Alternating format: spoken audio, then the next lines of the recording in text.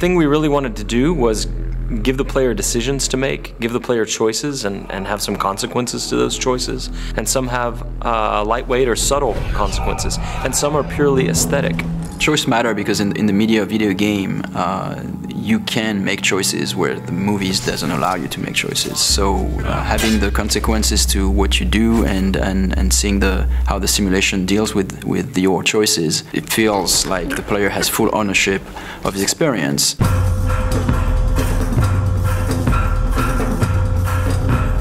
My goal is that everything that the player wants to do, he should be able to do it. As you can go everywhere, then it has to be functional everywhere. If he sees a door, it's an openable door. If he sees a roof, he should be able to climb there, and he knows that this is a valid path. As you guide Corvo through the world, as you see this world from a first-person perspective, you can constantly approach the game with all-out violence or subtlety, like you can be very surgical in how you move into an environment and how you deal with the assassination target. Ce qui est vraiment très intéressant dans Dishonored, c'est la possibilité pour le joueur de vraiment inventer son histoire, on va dire. Il peut vraiment jouer le jeu de la façon dont il a vraiment envie. Il peut très bien jouer au jeu sans jamais tuer personne, ou alors être une bête sauvage et attaquer tout le monde, mais ça aura des conséquences dans le jeu. I feel like we might have made the first assassination game where you don't actually have to kill anybody. Donc l'IA dans Dishonored est assez particulière dans le sens où il faut qu'elle réagisse vraiment à tout ce que le joueur est capable de faire, que ce soit de par ses pouvoirs ou de ce que ce soit que le joueur peut être assez furtif par rapport aux IA. Dans Dishonored, le joueur a la possibilité donc de jouer de différentes façons, et s'il choisit la façon vraiment furtive, essayer de...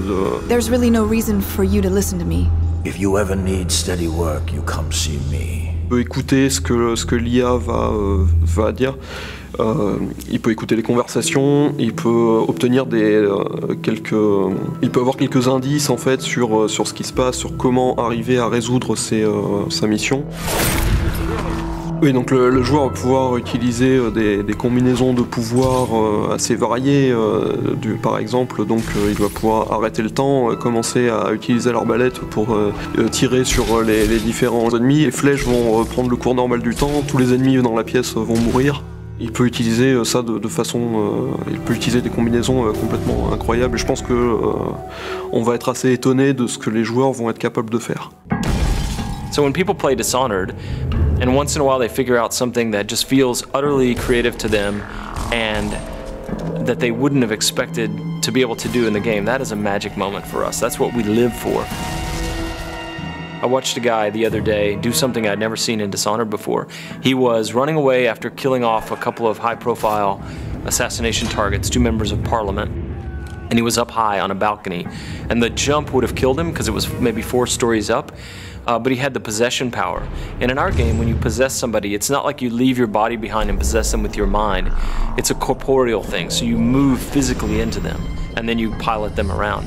And so he jumped off of this balcony 4 stories up and plummeted to the ground, and I thought he was going to die. He was on the pavement next to the river, but he was angling for this guard that was walking a patrol down there, and as he got close to the guard, he activated the possession power and moved into the guy, and it kills the inertia of the fall, and he lived and walked past the other guards who didn't know anything was wrong. And that is a moment you can't have in another game.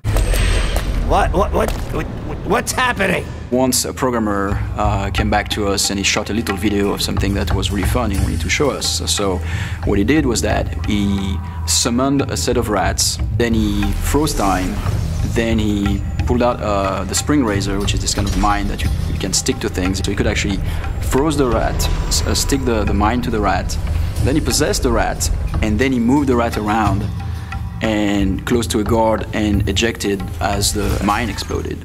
I think what is special to Dishonored is that the moment-to-moment emotion is great. In a shooter, for example, you know that shooting at a guy will kill you, and you have to take cover and progress and well.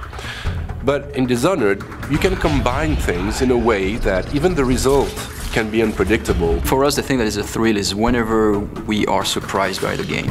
We see that for the first time, like a character responding to something, all those powers will chain together, and still the simulation works.